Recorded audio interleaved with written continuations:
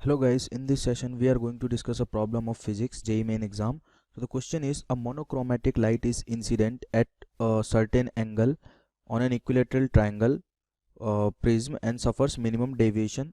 If the refractive index of the material of prism is √3, then the angle of incidence is okay.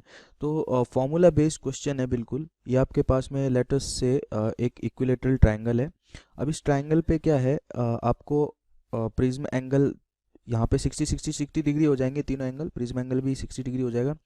तो बोला गया है कि minimum deviation सफ़र करना है जो इंसिडेंट रे है उसको. ठीक है, जब मिनिमम डेविएशन की बात आती है तो हमारे पास एक फॉर्मूला होता है, स्नेल लॉ से ही डिराइव करते हैं इसको, कि n is equals to sine A plus delta minimum by two. Delta minimum is the minimum deviation, delta M by two upon sine A by two. ठीक है, इज द प्रिज्म एंगल. अब क्या होता है, ये n है जो, ये है refractive index of prism material. ये अलग अलग मटेरियल के लिए अलग अलग होता है. ठीक है, तो अभी हमें बोला गया है कि refractive index of prism material है √3, तो हम लिखते हैं under √3 is equals to sine A की वैल्यू है 60, so it will be 60 plus delta minimum by 2 और divided by sine A by 2. A की वैल्यू क्या है, अगेन 60 है, तो साइन 30 आ जाएगा आपके पास. ठीक है, ओके. अब मैं क्या करता हूँ, यहाँ पे 1/2 से मल्टीप्लाई एंड 1/2 से, सॉरी 1/2 से दोनों साइड में मल्टीप्लाई कर देता हूँ, बोथ साइड मल्टीप्लाइंग बाय 1/2.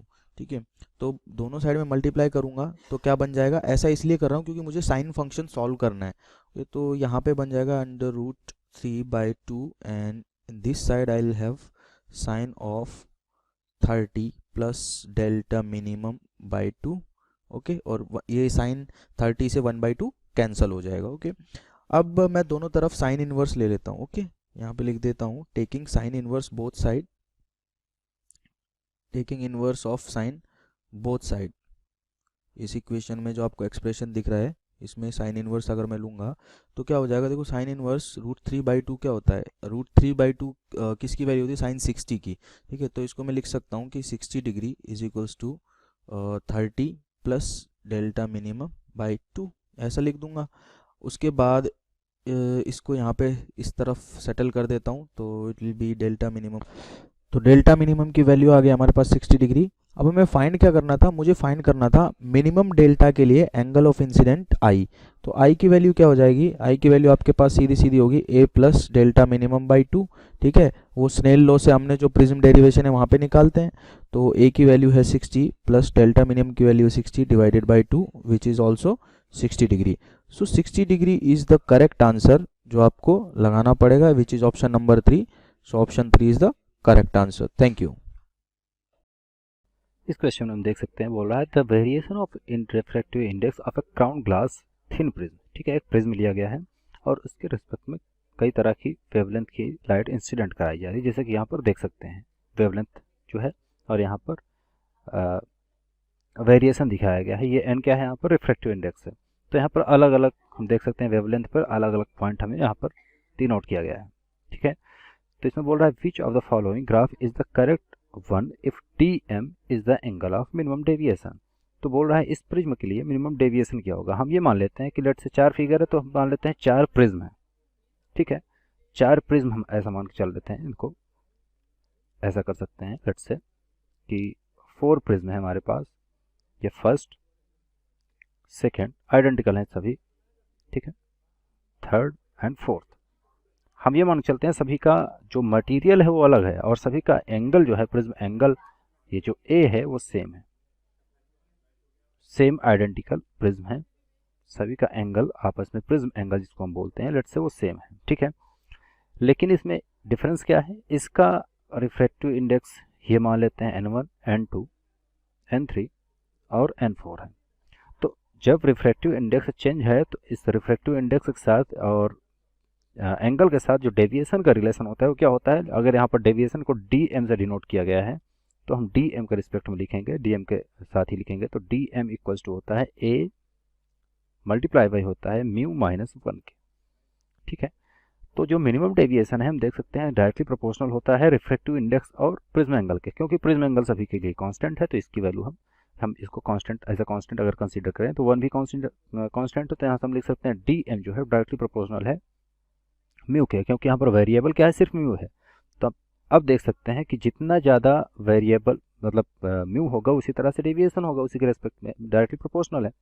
अब म्यू के साथ अगर रिलेशन देखें लैम्डा का तो क्या होता है, हम जानते हैं speed of light C equal to क्या होती है 1 divide by square root of mu into epsilon के, ये हमें रिलेशन पता है। ठीक है, तो स्पीड ऑफ लाइट के लिए हम जानते हैं क्योंकि ये क्या है, एक लाइट है और लाइट की एनर्जी की अगर बात करें तो ई इक्वल टू हम क्या लिख सकते हैं एच न्यू। या हम अगर वेवलेंथ के साथ अगर रिलेशन निकालें फ्रिक्वेंसी का तो हम इस तरह लिख सकते हैं फ्रिक्वेंसी क्या होती है न्यू इक्वल टू होती है सी बाई लैम्डा के। तो यहाँ से सी इक्वल टू अगर निकालें तो सी इक्वल टू क्या हो जाएगा लैम्डा और न्यू का मल्टीप्लाई लैम्डा इंटू न्यू। ठीक है, तो यहाँ पर हम लैम्डा इंटू न्यू पुट कर दें तो लैम्डा इंटू न्यू जो है ये इक्वल हो गया 1 by square root of mu into epsilon के, क्योंकि हमें सिर्फ यहाँ पर मतलब है म्यू और लैम्डा से, तो देख सकते हैं लैम्डा जो है दोनों एक दूसरे के इन्वर्सली प्रोपोर्शनल है। ठीक है, तो इन्वर्सली प्रोपोर्शनल है मतलब कि जैसे जैसे लैम्डा बढ़ेगा वैसे वैसे उसकी जो डेविएशन होगी वो भी बढ़ेगी। ठीक है, तो वैल्यू अगर देखें तो लैम्डा के बढ़ने से डेविएशन भी बढ़ रही है, तो ऐसा कौन सा ग्राफ रिप्रेजेंट कर रहा है, वो ग्राफ सेकंड है। अगर रिलेशन देखें तो इन्वर्सली प्रोपोर्शनल का रिलेशन है और वो कौन सा रिप्रेजेंट कर रहा है, सही सेकंड ग्राफ।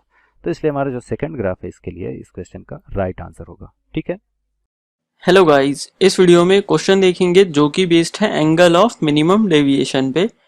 क्वेश्चन में क्या बोला है, a ray of light is incident on equilateral glass prism placed on the horizontal table, which of the following is true for condition of minimum deviation. ठीक है, और हमें दे रखा है ये जो पी क्यू है ये हॉरिजॉन्टल होना चाहिए, मतलब पी क्यू को इस तरह ना होके ऐसे होना चाहिए। सेकेंड स्टेटमेंट में बोला है क्यू आर इज हॉरिजॉन्टल, मतलब क्यू आर जो है वो बेस के पैरेलल होना चाहिए, हॉरिजॉन्टल का मतलब यही होता है ना। और आर एस इज हॉरिजॉन्टल, या फिर आर एस इज हॉरिजॉन्टल होगा, या ईदर पी क्यू और आर एस, या इनमें से कोई एक, मतलब इस वाली लाइन और इस वाली लाइन में से कोई एक हॉरिजॉन्टल होगा। तो देखो जो मिनिमम डेविएशन होता है प्रिज्म में, सपोज मान लो ये हमारे पास प्रिज्म है, समझ गए। अब रे ऑफ मतलब रे जो इंसिडेंट रे आती है वो किसी भी एंगल पे आए, इससे हमें फर्क नहीं पड़ता। ठीक है, तो ये वाली कंडीशन तो इनकरेक्ट हो गई कि पी क्यू इज हॉरिजॉन्टल, समझ गए। तो ये किसी भी एंगल पे आ सकती है। मेन इंपॉर्टेंट कंडीशन क्या होती है मिनिमम डेविएशन की, ये जो रिफ्रैक्ट हुई इनसाइड द प्रिज्म लाइट वो क्या हो, वो बेस के पैरेलल हो। ठीक है, जो ये रिफ्लेक्टेड लाइट है, सपोज इसे यहाँ क्या बोला है क्यू आर, तो इसे बोल देते हैं हम क्यू आर, और इस बेस को बोल देते हैं बी सी। तो होने कंडीशन क्या होनी चाहिए, होती है Q R must be parallel to B C for minimum deviation. ठीक है, फॉर मिनिमम डेविएशन, समझ गए। मतलब क्या है इसका कि ये वाली जो रे है ना ये इसके पैरेलल हो, यानी हम ऐसा कह सकते हैं जो ये क्यू आर है ये हॉरिजॉन्टल हो, समझ गए। तो हमारा ऑप्शन इसमें से कौन सा करेक्ट हो जाएगा, Q R must B horizontal. ठीक है, और यहाँ एक चीज और होती है, देखो जब भी ऐसा होता है कि ये लाइन बेस के पैरेलल हो तो ये एंगल जो बनेगा, मतलब इसका एंगल ऑफ इंसिडेंस होगा, वो क्या होगा, सपोज अगर यहीं पे हम डिनोट करना चाहें तो एंगल ऑफ इंसिडेंस क्या होता है, सरफेस के नॉर्मल और इंसिडेंट के बीच का, इंसिडेंट रे के बीच का एंगल। तो सपोज मान लेते हैं ये आई हो गया, है ना, और यहाँ पे क्या हो जाएगा, यहाँ पे सरफेस के नॉर्मल लाइन ऐसे बनेगी, ये मान लो नॉर्मल है, यहाँ ये नॉर्मल है। ठीक है, तो रिफ्रैक्टेड के बीच में जो मतलब ये सॉरी नॉर्मल और इसके बीच में जो एंगल बनेगा उसे हम कहते हैं एंगल ऑफ इमरजेंस। ठीक है, ये इंसिडेंट होता है, ये इमरजेंस। यहाँ पे जो एंगल बनते हैं ना यहाँ, उसे हम R1 और R2 से डिनोट करते हैं। तो मिनिमम डेविएशन की कंडीशन में क्या होता है, मिनिमम डेविएशन की कंडीशन में I is equal to E होता है। ठीक है, मतलब angle of incidence is equal to angle of emergence हो जाता है जब ये लाइट जो है मिनिमम डेविएशन इसमें हो। डेविएशन क्या होता है ये समझ लो, एक चीज और ये हाँ समझ लो। देखो डेविएशन ये होता है कि सपोज अगर हम इंसिडेंट लाइट को एक्सटेंड कर दें आगे, ये जो इंसिडेंट रे है इसको आगे एक्सटेंड कर दें और ये जो हमारी इमर्जेंट रे है इसको पीछे एक्सटेंड कर दें, तो जो दोनों के बीच में एंगल बनता है ना उसे हम कहते हैं डेविएशन एंगल। और ये मिनिमम कब होता है, जब हमारी जो ये प्रिज्म में लाइट है वो बेस के पैरेलल जाए। तो हमारा सही ऑप्शन हो जाएगा Q R must B horizontal. R S is horizontal तो नहीं होगा है ना, क्योंकि ये किसी एंगल पे आई है तो ये भी सेम एंगल पे ही जाएगी, समझ गए, तो हॉरिजॉन्टल नहीं हो सकता। ठीक है, तो ये वाली स्टेटमेंट भी हमारी गलत है, गलत। और बाकी ये दोनों गलत है तो फोर्थ ऑप्शन तो इन दोनों की वजह से ऐसे ही गलत हो गया है ना, क्योंकि अगर ये दोनों गलत है तो फोर्थ ऑप्शन यही दोनों तो बता रहा है, तो फोर्थ ऑप्शन भी हमारा इनकरेक्ट है। Thank you guys for watching this video. इस क्वेश्चन में हमें दिया गया है अ गिवन रे of light suffers minimum deviation in an equilateral prism P.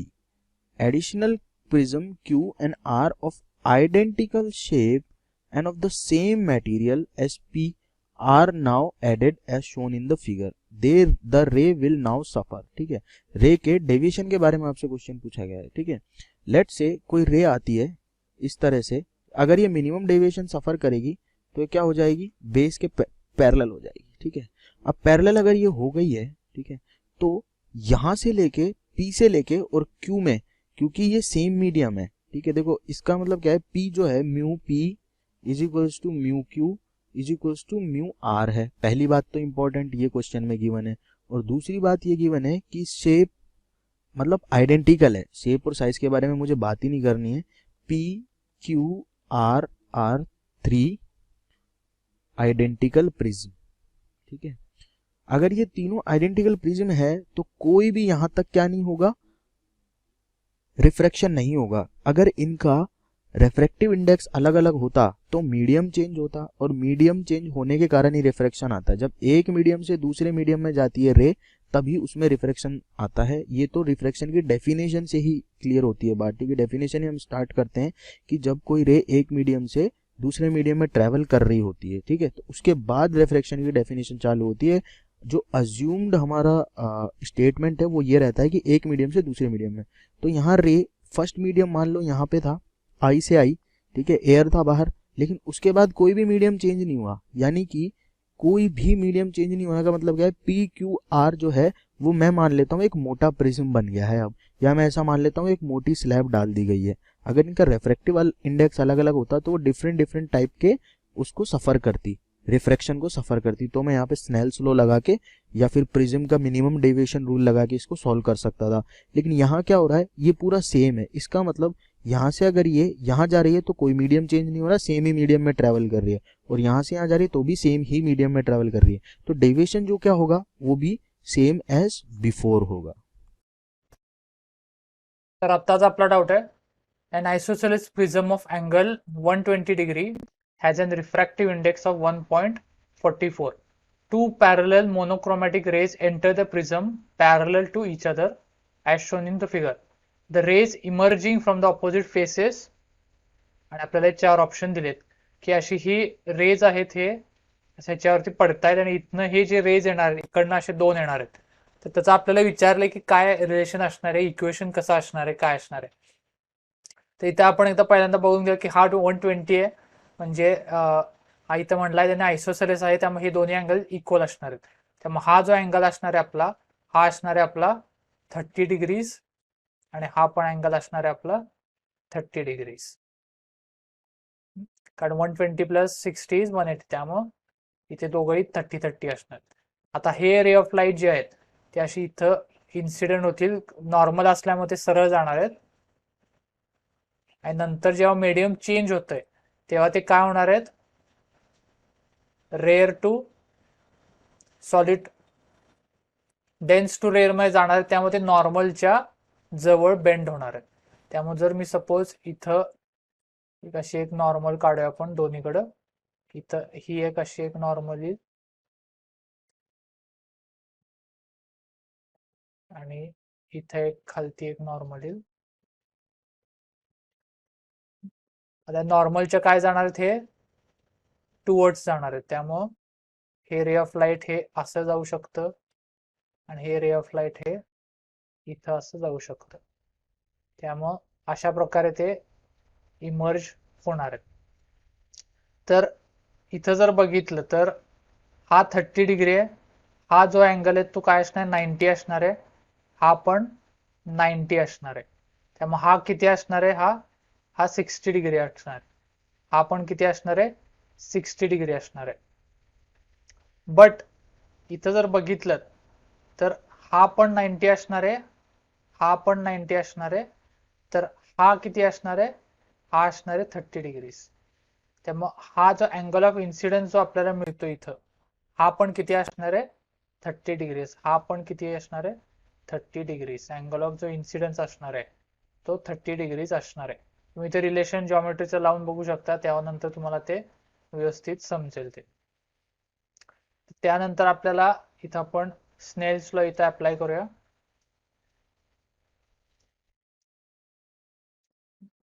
तर suppose n1 sin I is equal to n2 sin R.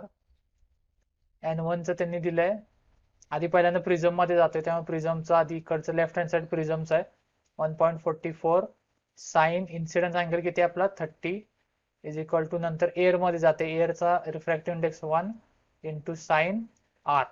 Sign 30 is 1/2 त्यामुळे 1.44 divided by 2 is equal to sine R. R is equal to sine inverse, हे divide करतोय मी 1.44 divided by 2 म्हणजे 0.72.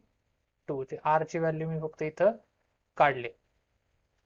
आता जर मी suppose इथं deviation बघितलं, तर डेव्हिएशन माझं काय असणार आहे, हे जे असणार आहे माझं हा डेव्हिएशन असणार आहे, नॉर्मल पेक्षा किती डेव्हिएट करतोय. तर हा जर 30 असेल तर हा अँगल पण काय असणार आहे इन्सिडन्स एवढाच असणार आहे, म्हणजे हा जो अँगल असणार आहे हा पण 30 असणार आहे, ऑपोजिट अँगल्स आहेत, हा 30 आहे त्यामुळं हा पण जो अँगल असणार आहे तो 30 असणार आहे, सेमच आहे. तर आता हा जो आहे, हा जो दिसतोय तुम्हाला, ह्याला मी सपोज आर म्हणतो, हा रिफ्रॅक्टेड रे आहे, हे हा आर म्हणतो ह्याला, हा इथपासनं ते इथपर्यंत जो आहे त्याला आर म्हणतो. तर जे डेव्हिएशन जे असणार आहे, तर डेव्हिएशन काय असणार आहे आर मायनस आय असणार आहे, कारण रिफ्रॅक्टेड मायनस इन्सिडन्स या प्रकारे मी तो काढू शकतो. आर मायनस आय इथं बघू शकता तुम्ही, हा टोटल आर आहे आणि आय एवढाच आहे, त्यामुळं हे जो अँगल काढायचा आहे मला, हा इथला वाला, तो मला इथला वाला काढायचा आहे. आर मायनस आय म्हणजे कुठला मला काढायचा आहे, हा वाला. तर हा मला डेव्हिएशन काढायचं की किती असणार आहे हे. तर हे काढण्यासाठी मी काय करणार, हे टोटल आर जो आहे मायनस आय, तर इथं मी आर ची व्हॅल्यू इथं आपण काढली आता, इथं काय साइन इनवर्स 0.72 मायनस आय ची किती आहे, हा आय एवढाच असणार आहे 30 डिग्री, त्यामुळे इथं काय येणार 30 डिग्री. त्यामुळे डेव्हिएशन ची व्हॅल्यू ही येणार. फक्त इथं आपल्याला दोन रेज आहेत, त्यामुळे इथं डेव्हिएशन जे टोटल येणार आहे ते कसं असणार आहे 2 डेल्टा असणार आहे, त्यामुळे इथं फक्त मी इथं 2 लावणार आहे, 2 साइन इनवर्स 0.72 मायनस 30, हे जे असणार आहे ते आपलं करेक्ट आन्सर असणार आहे. फक्त इथं समजण्यासाठी हे जे अँगल्स आहेत हे फक्त व्यवस्थित समजायचे, हे आपल्याला डेव्हिएशन विचारलं इथं, त्यामुळे डेव्हिएशन काढण्यासाठी ऑब्व्हियसली आपण हा जो टोटल असणार आहे मायनस हा केला तर मला हा अँगल येणार आहे. फक्त हे दोघांसाठी काढायचंय म्हणून मला इथं 2 मी फक्त इथं 2 डेल्टा घेतलाय. माझं करेक्ट ऑप्शन जे असणार आहे ते असणार आहे 2 साइन 0.72 मायनस 30 डिग्री, म्हणजेच काय असणार आहे डी ऑप्शन, हे माझं करेक्ट ऑप्शन असणार आहे. A beam of light consists of red, green and blue color incident on the right angled prism. ठीक है. The refractive index of the material for the above, red के लिए क्या है 1.39, green के लिए क्या है 1.44 और ब्लू के लिए क्या है 1.47. द प्रिज्म विल, हमें बताना है कि ये लाइट जो है इधर ट्रैवल करेंगी तो क्या होगा. तो हमें पता है कि ये जो लाइट है this is incident at a right angle, मतलब ये अलॉन्ग नॉर्मल आ रहा है. तो मतलब क्या, ये लाइट सीधा जाएगा, this angle is also 90 degree, this angle is 45, तो हमारा ये एंगल जो है ये 45 होगा। तो इसमें अगर हम लोग नॉर्मल खींचेंगे तो हमारा एंगल ऑफ इंसिडेंस क्या मिलेगा, हमें 45 डिग्रीज मिलेगा फॉर ऑल 3 कलर्स। ठीक है, तीनों कलर के लिए हमारा जो एंगल ऑफ इंसिडेंस है दैट इज़ 45 डिग्रीज। अभी हमें देखना है कि इस सरफेस पे टोटल इंटरनल रिफ्लेक्शन होता है कि नहीं होता है। ठीक है, तो टोटल इंटरनल रिफ्लेक्शन के लिए क्या करते हैं, sine C is equal to 1/μ, है ना। अभी इस केस में हमारे पास क्या है, mu is equal to 1/sin C, हमें अलग अलग रिफ्रैक्टिव इंडेक्स का वैल्यू गिवन था, राइट। हाँ, तो इस केस में क्या है, 1/sin 45 डिग्रीज, मतलब 1/, this is in the denominator, 1/1/√2, मतलब हमारा रिफ्रैक्टिव इंडेक्स अगर √2 से ज़्यादा होगा तो टोटल इंटरनल रिफ्लेक्शन होगा। मतलब क्या, if mu is greater than √2 we have total internal reflection. और √2 का वैल्यू क्या होता है, √2 का वैल्यू होता है 1.414। ठीक है, अभी इधर अब हम देख पा रहे हैं कि म्यू ऑफ रेड जो है दिस इज लेस देन हमारा म्यू। तो रेड क्या होता है, रेड का टोटल इंटरनल रिफ्लेक्शन नहीं होता, वो क्या होता है, दैट गेट्स डेविएटेड आउटसाइड। ठीक है, और क्या है, म्यू ऑफ नेक्स्ट कलर क्या है, green, this is greater then mu, मतलब क्या, ग्रीन का टोटल इंटरनल रिफ्लेक्शन हो रहा है। ठीक है, और तीसरा क्या है, म्यू ऑफ ब्लू, इसका भी refractive index is greater then mu, मतलब इसका भी जो है टोटल इंटरनल रिफ्लेक्शन हो रहा है। मतलब क्या, हमारा red will come out whereas blue and green will suffer total internal reflection. Glass prism of refractive index 1.5 is immersed in water जिसका रिफ्रैक्टिव इंडेक्स है 4/3. The light beam incident normally on face AB is totally reflected to reach BC is, मतलब हमारा इधर जो है इस point पे total internal reflection होगा, तो उसके पीछे का कंडीशन क्या है हमें बताना है। तो हम लोग क्या करते हैं, इस पॉइंट पे जो है हम लोग पहले तो ये करते हैं कि हमारा नॉर्मल खींचते हैं, और हमें ये पता है कि अगर ये क्रिटिकल एंगल से बड़ा एंगल में इंसिडेंट होगा तभी टोटल इंटरनल रिफ्लेक्शन होगा, है ना। तो हम लोग क्या करते हैं, क्रिटिकल एंगल निकाल लेते हैं। तो क्रिटिकल एंगल के केस में हमारा रे ऑफ लाइट कैसे पास करेगा, it will go along AC। ठीक है, तो इस केस में हम लोग स्नेल्स लॉ लगा लेते हैं। क्या होगा, mu of glass time sine C is equal to mu of water time sine 90 degrees. Sine 90 degree क्या होता है, 1, तो हमारा क्या हुआ, sine C is equal to mu of water upon mu of glass.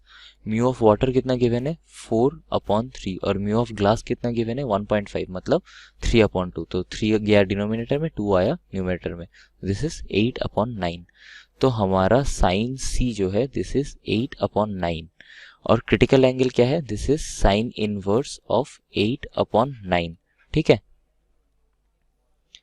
तो this is the critical angle. तो जब हमारा angle of incidence will be greater than sine inverse of 8/9 on surface AC, हमारा जो है light total internal reflection face करेगा। અહીંયા આપણને એક પ્રશ્નમાં એક પ્રિઝમ આપે છે જેના દ્રવ્યનો વક્રીભવનાંક N1 છે અને બીજા દ્રવ્ય માટે દ્રવ્યનો વક્રીભવનાંક N2 છે અને બંને વચ્ચે કોઈ ગેપ ના રહે તેમ ચોંટાડેલો છે। હવે જે આ બંને પ્રિઝમ્સ છે તેમાં N1 અને N2 એ તરંગ લંબાઈ પર આધાર રાખે છે, જેના મૂલ્યો આપણને આપ્યા છે 1.2 પ્લસ 10.8 × 10⁴ બાય લેમ્ડા સ્ક્વેર, અને N2નું વેલ્યુ છે 1.45 પ્લસ 1.8 × 10⁴ ભાગ્યા લેમ્ડા સ્ક્વેર, જ્યાં લેમ્ડા નેનોમીટરની અંદર આપેલો છે।